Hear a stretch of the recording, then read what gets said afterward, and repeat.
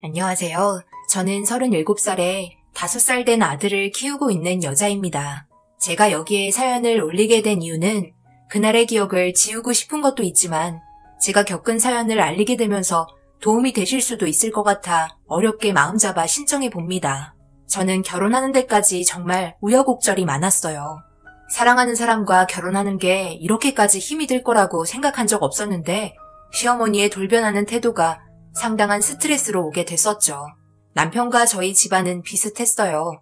오히려 저희 쪽이 재산은 더 많았기 때문에 처음 시어머니와 만났을 때 저를 상당히 이뻐해 주시고 딸 같다고 엄청 잘 대해 주셨습니다. 그런 점들이 저는 싫지 않았어요. 시어머니와의 관계가 좋으면 좋을수록 결혼 생활하는 데 힘든 부분들은 없어지잖아요. 보통 저보다 일찍 결혼한 친구들이나 지인들 보면 시어머니의 막대먹은 성격 때문에 이혼을 선택하게 되는 일이 너무 많더라고요. 특히 매년 2번 있는 명절날 2손 2발 들고 다 떨어져 나갑니다. 처음에는 남편을 만나 사랑하는 마음에 시어머니한테 잘 보이고 싶어 별짓을 다 하지만 그런 노력하는 모습을 시어머니는 당연하다고 생각을 하시는 것 같아요. 아들을 낳았으니 당연히 받아야 할 특권처럼 생각을 하신 건지 며느리를 부려먹으려고 하는 행동들이 너무 보인다며 결국 명절날 대판 싸우고 이혼하더라고요. 그런 모습들을 보다 보니 저 또한 결혼에 대해서 긍정적으로 생각하는 편은 아니었어요.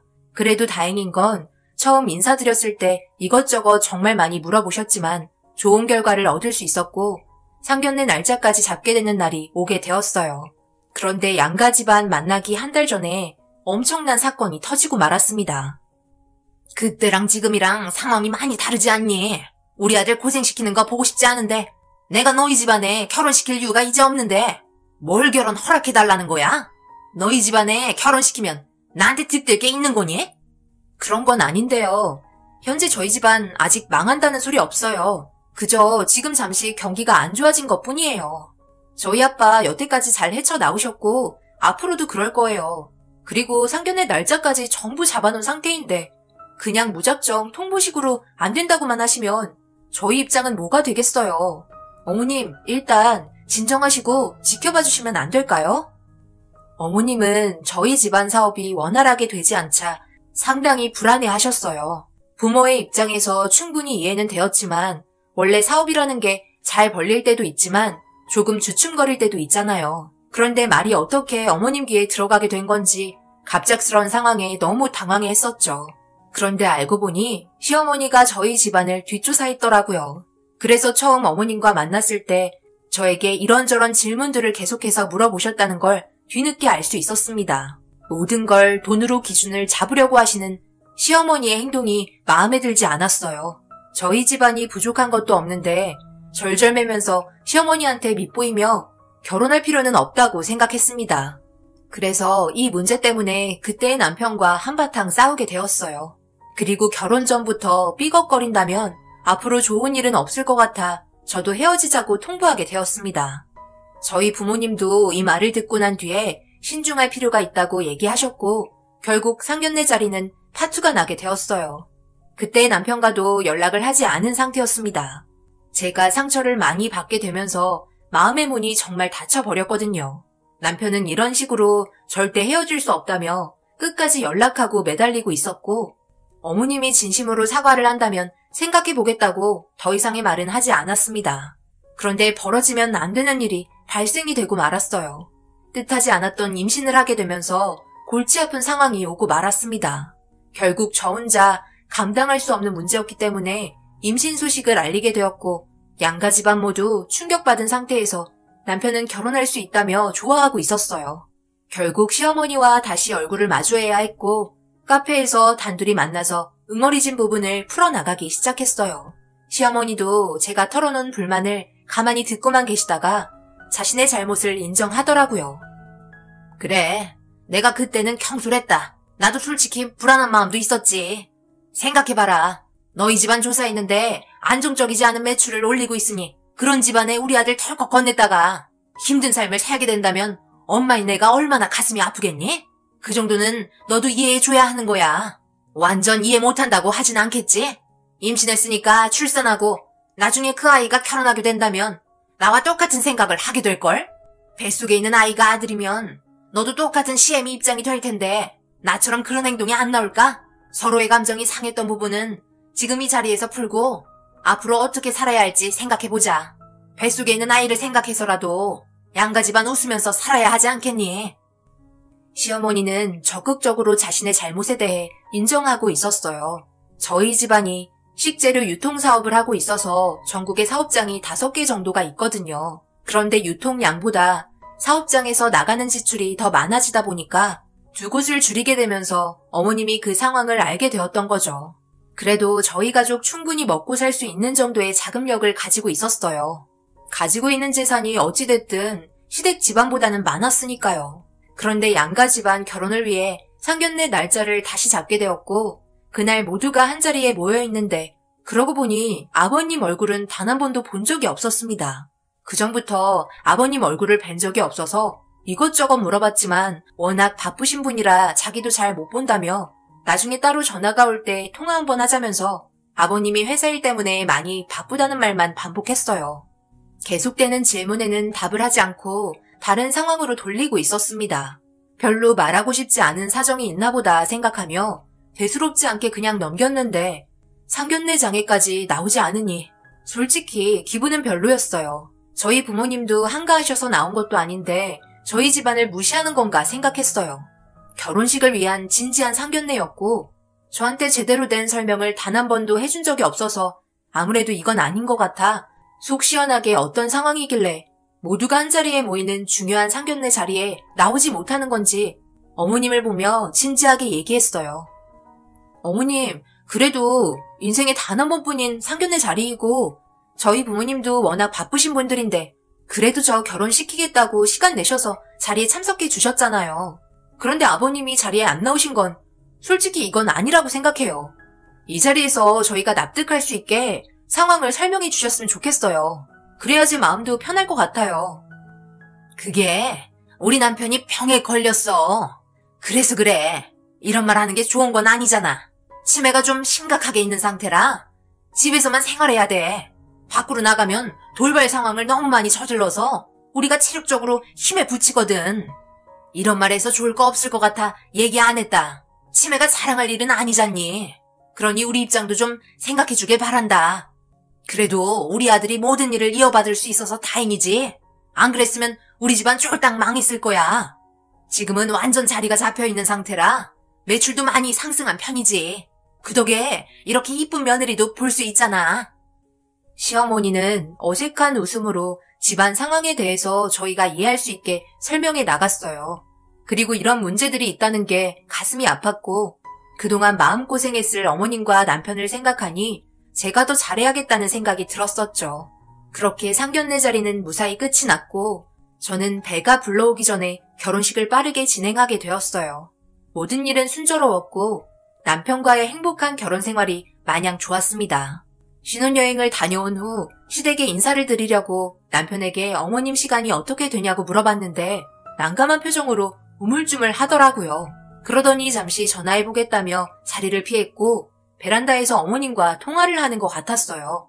한참을 통화하더니 고개를 푹 숙인 채 급하게 인사하러 올 필요 없다며 나중에 따로 부를 때 얼굴 보자고 통보하셨습니다.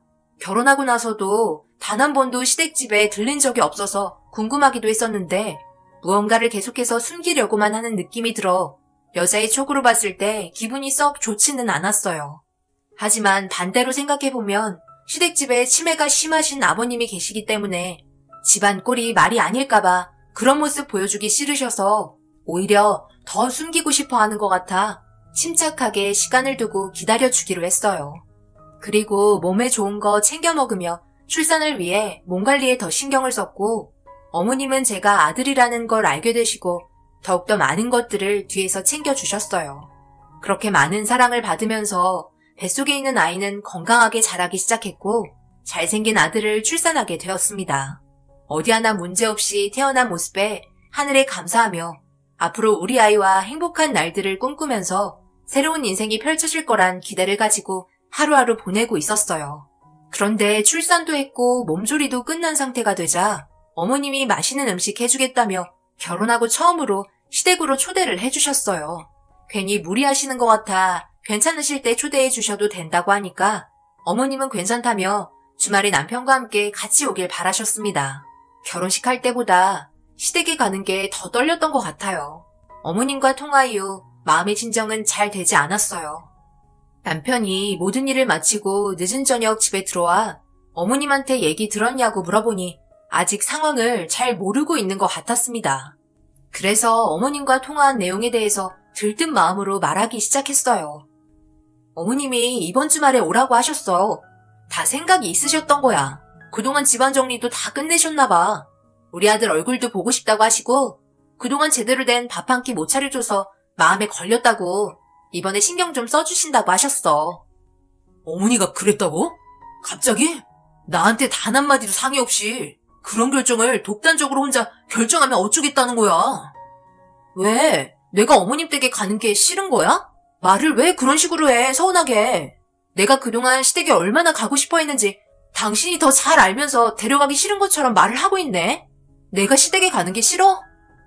싫은 게 아니라 혹시라도 무슨 일이 벌어질까봐 걱정돼서 그런 거지. 내가 언제 싫다고 말한 적 단 한 번이라도 있었어? 남편은 마지못해 가자고 얘기했어요. 기대를 가지고 있었던 제 기분을 한순간 꺾어버렸고 그때부터 기분이 별로 좋지 않았습니다. 그동안 입이 닳도록 얘기했었는데 그런 마음 잘 알면서 남편의 행동은 실망스럽게 다가왔네요. 솔직히 결혼하고 나서 아이까지 낳았는데 아버님 얼굴 한번 못 뵌다는 게 말이 돼요? 치매가 심하던 그렇지 않던 인사드려야 하는 건 당연하잖아요. 제 얼굴이 궁금하실지도 모르고 아버님도 손자가 보고 싶으실 텐데 갑자기 제정신이 돌아오셔서 좋은 말씀 해주실 수도 있는 건데 무조건 꺼려하는 남편의 행동이 더 수상하게만 느껴졌습니다.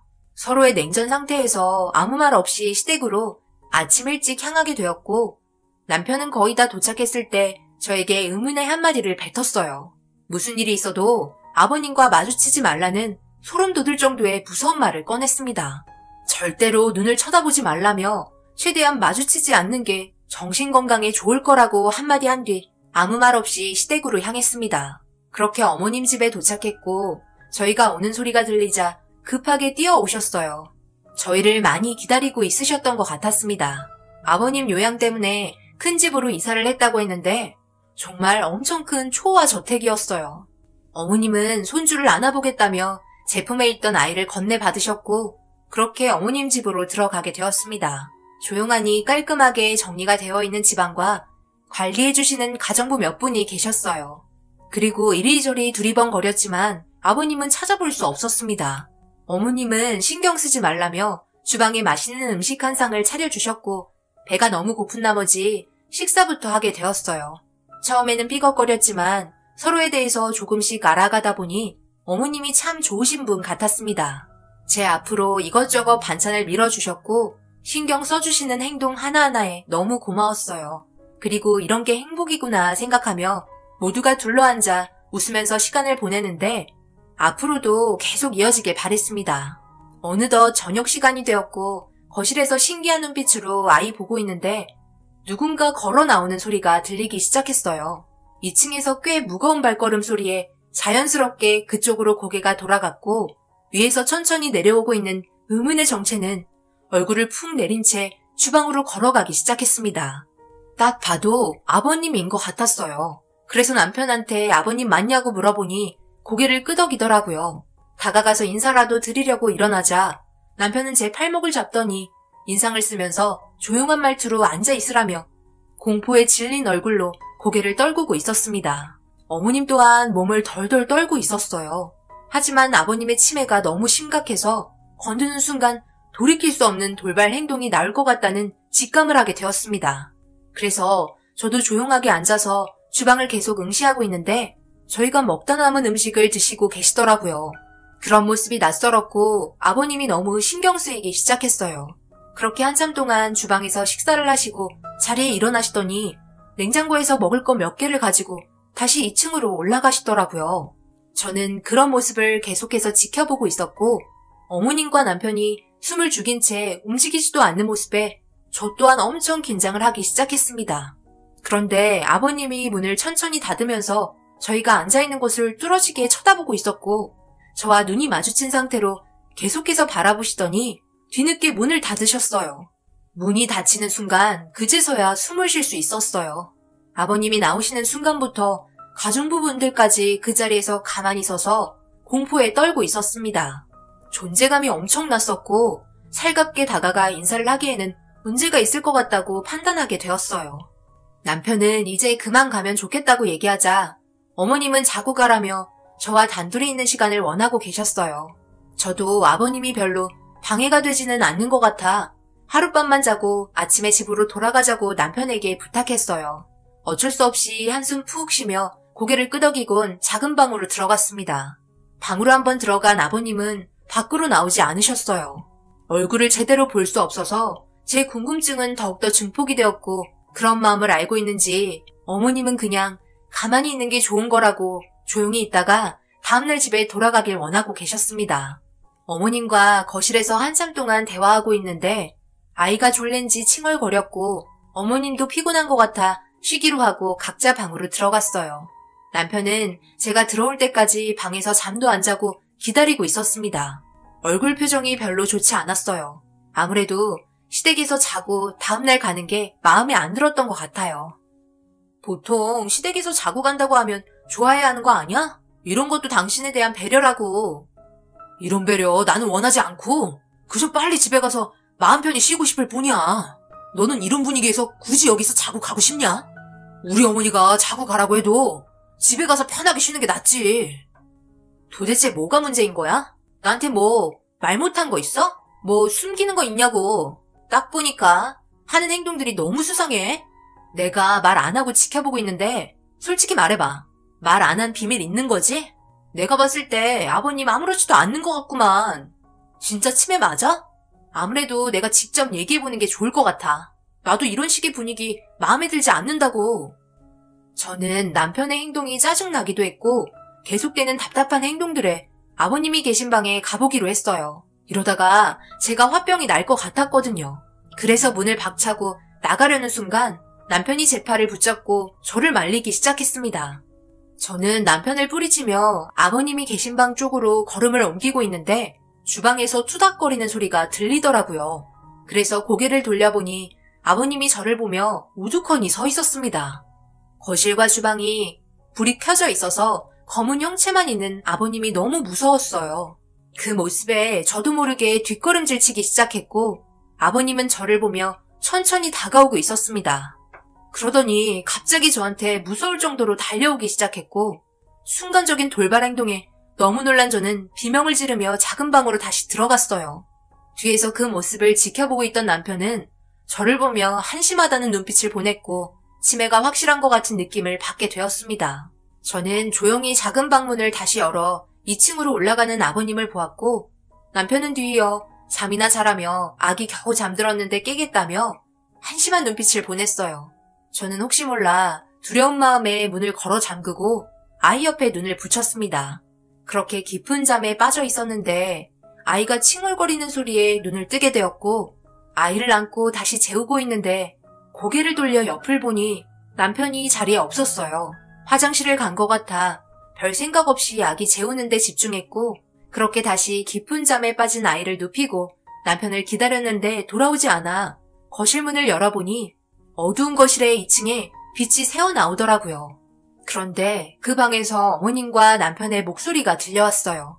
그런데 아버님의 목소리가 처음으로 들려왔고 셋이서 싸우는 것 같아 조심스럽게 2층으로 걸어 올라갔습니다. 저는 문에 바짝 기대어 대화를 마저 듣고 있는데 남편이 하는 말에 엄청난 충격을 받고 말았어요. 어머니는 도대체 생각이 있는 거예요? 뭔 생각으로 아내를 집으로 끌어들인 거예요?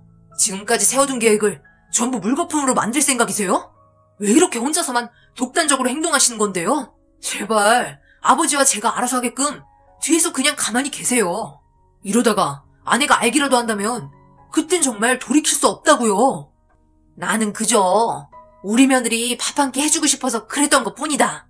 나는 이런 쌀쌀맞은 역할 어울리지 않는다고. 그냥 마음 편하게 살고 싶었을 뿐인데 내가 왜 이런 행동을 해야 하는 건지 모르겠다. 이게 다 당신 때문이잖아. 그리고 그냥 방에서 나오지 말고 조용히 있으면 되지. 우리 밥 먹고 있는데 기어 나와야겠어? 왜 우리 며느리한테 겁을 줘서 무섭게 만드는 건데? 당신 행동이 제일 의심스러운 거 알아? 그런 식으로 행동하면 누가 당신을 치매 환자로 보겠냐고. 하는 행동이 귀엽잖아. 나는 뭐 며느리 안 보고 싶어서 그런 줄 알아? 나도 정성적인 모습으로 대하고 싶다고. 상견례도 못하고 결혼식도 못하고 집에 왔는데 말도 못 붙이고 많고 많은 병 중에 왜 하필 치매인 거야? 생각들이 그렇게 없어? 여기 오래 모여있다가 아내가 깨어나서 우리 셋이 있는 거 보기라도 한다면 그때는 정말 돌이킬 수 없는 문제가 되니까 제발 조심 좀 하자고요. 우리가 여기 집주인인 것처럼 행동해야 돼요. 아시겠죠? 장기 출장 간 집주인한테 매달 나가는 월세가 얼마인 줄 아세요? 더 이상 가정부 부르지 마세요. 그리고 계획했던 상황 최대한 빨리 정리하자고요. 이번 건 상당히 큰 거예요. 아내 집안이 재산이 어마어마하기 때문에 최대한 빨리 손을 써야 한다고요. 다시 한번 말하지만 제가 아버님 사업을 물려받은 다음 계획적인 사고가 필요해요. 그때까지 아버지는 최대한 눈에 띄지 않게 몸조심하시고요. 제가 사업 물려받는 순간 교통사고 아시죠? 그리고 우리는 전 재산 챙긴 다음 이 바닥에서 뜨면 끝인 거예요. 아시겠어요? 그때까지 조심하는 게 좋을 거예요. 계획에 없던 아기가 생긴 게 최대 복병이지만 그건 어쩔 수 없으니 다들 마음 약해지지 말자고요. 어머니도 정신 똑바로 차려요. 우리가 진짜 여기 사는 건 아니잖아요. 아내 집안 돈 뜯어내려고 투자한 돈이 얼마인 줄 아세요? 밑작업 제대로 한 만큼 확실하게 했으면 좋겠어요. 이 말을 듣고 있는 동안 남편의 믿을 수 없는 말들에 엄청난 충격을 받게 되었고 방 안에서 들려오는 대화 내용을 핸드폰으로 녹음을 하면서도 도저히 믿기지가 않았어요. 그동안의 모든 게 계획된 접근이었고 아버지의 전 재산을 가로챌 생각을 가지고 진행을 했었다는 게 엄청난 충격을 안겨주었습니다. 저는 그 순간 너무 무서워 아이를 안고 정신이 나간 여자처럼 그 상황을 벗어나기 위해 맨발로 허겁지겁 도망치기 시작했어요. 제가 현관문을 열자마자 이 모든 사실이 발각되었다는 걸 알게 된 남편은 저를 향해 무서울 정도로 뛰어오기 시작했고 저는 잡히지 않으려고 아이를 꽉 껴안은 상태로 무작정 달렸습니다. 하지만 점점 가까워지고 있는 남편의 모습에 겁에 질린 저는 그 자리에서 털썩 주저앉고 말았고 너무 무서운 나머지 동네가 떠나갈 정도로 살려달라고 비명을 질렀어요. 제가 미친 듯이 소리를 지르자 그 모습에 당황을 한 듯 재빠르게 몸을 숨겼고 저를 본 주민들이 허겁지겁 달려와 쓰러져 있는 저를 부축해 주었습니다. 병원으로 데려다 주겠다는 주민들에게 경찰을 불러달라고 애원했고 몇 분 지나지 않아 경찰이 도착했습니다. 그리고 이 사실에 대해서 전부 설명을 한 다음 제가 도망친 집으로 향했는데 그 안에는 불이 꺼진 상태로 아무도 없었어요. 모두가 재빨리 도망을 친 상황이었고 경찰분들이 주변 일대를 수색하기 시작했어요. 만약 제가 이 사실을 듣지 않았다면 저희 집안이 어떻게 됐을지 너무나 큰 충격에 온몸이 소름이 돋았습니다. 그렇게 한참 동안 주변을 돌아다니면서 찾아봤지만 그 사람들을 찾을 수가 없었고 이 사실을 저희 부모님께 모두 알리자 믿을 수 없다며 엄마는 쓰러지셨고 아빠도 정신적인 충격에 상당히 힘들어하고 있었습니다. 그리고 더 충격인 건 남편이 저에게 말한 신상은 전부 다 사실이 아니었어요. 모든 게 거짓이었던 거죠. 모든 걸 계획적으로 접근하면서 많은 돈을 사용했기 때문에 저희는 의심조차 하지 않았습니다. 그렇게 시간이 흘러가면서 범인을 계속해서 찾지 못하는 상황이 오자 저희 신변에 걱정이 되기 시작했어요. 불이익을 받을까봐 너무 무서웠었죠. 그래도 생활은 해야 돼서 부모님과 장을 보다가 아기 기저귀가 축축해서 화장실 들려 갈아준 다음 나오는 도중 갑자기 장인 화장실 문이 열리더니 저와 아이를 누군가 낚아챘어요. 저는 너무 놀라 비명을 지르려고 하자 급하게 마스크를 벗으며 제 앞에 나타난 사람은 다름 아닌 어머님이었습니다. 저는 그 모습에 너무 놀라 당장 경찰에 신고하겠다고 하니 저를 보며 눈물을 흘리면서 미안하다고 무릎을 꿇더라고요. 그리곤 절대로 마트 밖으로 나가지 말라며 신신당부를 하기 시작했어요. 밖에는 아버님과 남편이 기다리고 있었습니다. 저희 재산을 뜯으려고 워낙 많은 돈을 사용했기 때문에 돌이킬 수 없는 극단적인 상황까지 생각을 하고 있는 것 같았어요. 그동안 저희를 계속 미행하고 있었고 어머님은 잠시 화장실 다녀오겠다고 한 뒤 저와 단둘이 만날 수 있는 기회를 엿보고 있었어요. 정말 미안하구나. 이런 식으로 접근해서 너를 볼 면목이 없다. 우리 손자를 보고 있으니 내가 너무 마음이 약해져서 도저히 네가 잘못되는 걸 지켜볼 수가 없을 것 같아 이렇게 찾아왔어. 주차장에서 남편이랑 아들이 너희 가족을 기다리고 있다. 그러니 경찰에 신고해서 지금 상황을 마무리 지었으면 좋겠어. 우리 손자가 다치는 건 보고 싶지 않다. 내가 너한테 잘해준 것도 없고 그동안 마음 주지 않으려 했던 건 이런 상황들이 오게 될까봐 두려워서 그랬던 거야. 모든 진술은 내가 할 테니까 지금 당장 경찰에 신고하고 그 전까지 절대 나오면 안 된다. 알겠지? 미안한데 우리 손자 마지막 한 번만 안아봐도 되겠니? 이번이 마지막이 될 것 같아서 정말 미안하구나. 시미로서 마지막 부탁이다. 어머님은 저와 아기가 다치게 될까봐 그게 두려워 몰래 저한테 접근해서 모든 사실을 알려주었어요. 그리고 어머님은 손자를 잠깐 안아보더니 눈에서 눈물이 흘렀습니다. 이런 상황이 너무나 가슴이 아팠던 것 같아요. 하지만 모든 계획은 너무나 나쁜 범죄였기 때문에 법적인 처벌을 받아야만 했습니다. 어머님은 오랜 시간 지체할 수 없어 다시 주차장으로 되돌아갔고 저는 그 자리에서 경찰에 신고를 하게 되었어요. 결국 시댁 집안은 전부 잡히게 되었어요.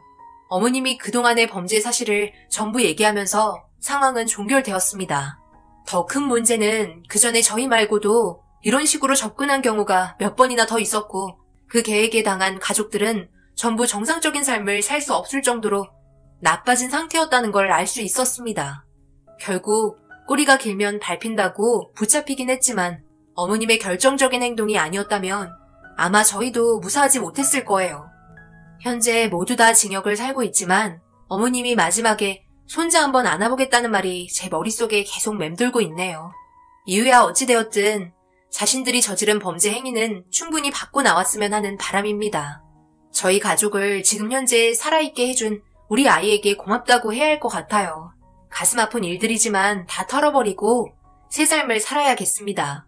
앞서 말한 대로 결혼할 때는 정말 신중해야 하고 모든 걸 겉모습만 보고 판단하면 안 됩니다.